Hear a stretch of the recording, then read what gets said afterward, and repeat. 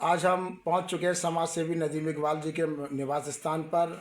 और आज हम उनसे जानेंगे कि किस तरीके से कल अंबेडकर जयंती है, क्या क्या उनकी तैयारी है, क्या क्या कार्यक्रम करेंगे वो।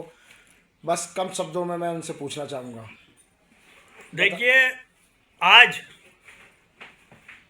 अंबेडकर जयंती के उपलक्ष्य में मैं जो कार्यक्रम कर रहा हूँ, सर्वप्रथम मैं शुक्रिया अदा करना चाहता हूँ कि मैंने राजू राज सिंघम और मुश्ताक भाई का विशेष सम्मान किया, जो इनके चरण मुझ जैसी नाचीस के घर पर आकर के पड़े। मैं इन्हें बहुत हार्दिक शुभकामनाएं देता हूं कि ये आज सुबह को प्रातः मेरे घर पे पधारे। मैं सम्मान पूर्वक सम्मान करता हूं इनका।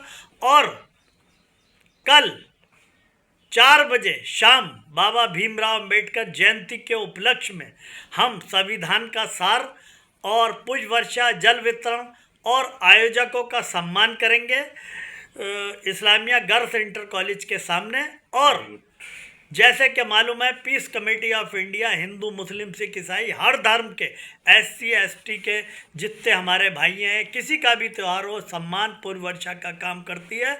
चूँकि ये सब त्यौहार हमारे हैं, कोई ना हिंदू है, ना मुस्लिम है, ना SC है, हम सर्वप्रथम हिंदुस्तानी हैं और हिंदुस्तानी ही आवाज़ दो हम एक हैं। इसी गाइडलाइन पे पीस कमेटी ऑफ इंडिया काम कर रही है और करती रहेगी। मुझे जो जो सम्मान मिले वो आपके सामने है। मैं इस सम्मान के काबिल नहीं हूँ। मैं सम्मान पाने के लिए नहीं, बल्कि देश सेवा के लिए सिर्फ हिंदुस्तानी हूँ। मैं अनेकों RSS से लेकर रिपब्लिकन पार्टी ऑफ इंडिया और गौ राष्ट्र ऐसी संस्थाओं से भी जुड़ा हुआ हूँ। RSS मुस्लिम राष्ट्रीय मंच से जुड़ा हूँ, लेकिन इन सब संस्थाओं से ऊपर उठ करके मैं सिर्फ हिंदुस्तानी हूँ, भारतीय हूँ और मैं हर भारतीय का सम्मान करता हूँ। हमारा आपने देखा कि अगर कोई राष्ट्रपिता अपने आप को कहता है तो मैं भी एक राष्ट्रपुत्र हूँ, इसी भारत का वासी हूँ। इसीलिए बस इतनी बात जानता हूँ। और बाबा भीमराव अंबेडकर के संविधान को पढ़ करके लोग ये देश अपराध मुक्त, भारत मुक्त होता है, बन सकता है। और मैं नरेंद्र भाई मोदी जी प्रधानमंत्री भारत सरकार और योगी उत्तर प्रदेश माननीय योगी आदित्यनाथ मुख्यमंत्री उत्तर प्रदेश को विशेष हार्दिक बधाई देता हूं, जो उन्होंने 14 अक्टूबर को राष्ट्रीय अवकाश 14 तारीख को राष्ट्रीय अवकाश घोषित किया।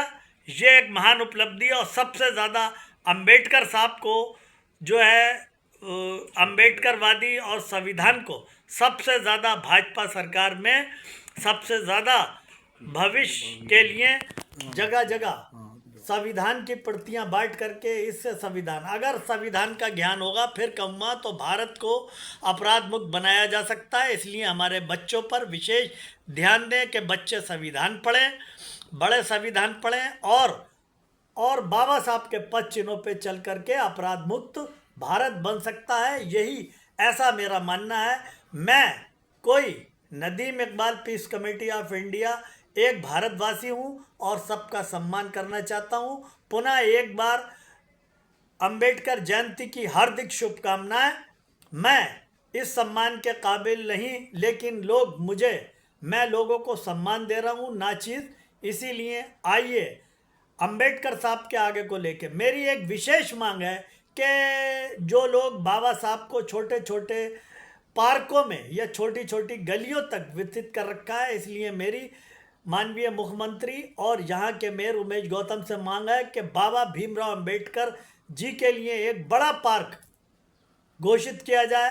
जब मैं भी एक राष्ट्रपुत्र हूँ, मांग कर सकता हूँ, जब राष्ट्रपिता को इतना बड़ा उद्यान दिया जा सकता है तो हमारे जिसने हिंदुस्तान को एक सूत्र में पिरोने का काम किया, उसके लिए एक पार्क बड़े स्तर पर बरेली में बनाया जाना चाहिए और उसका मेंटेनेंस और बाबा साहब की बड़ी प्रतिमा लगाने का काम उमेश गौतम को करना चाहिए। चूँकि अंबेडकरवादी लोग वहाँ पर अपना प्रोग्राम कर सकें, ये छोटे छोटे पार्कों में प्रोग्राम करने में असुविधा होती है।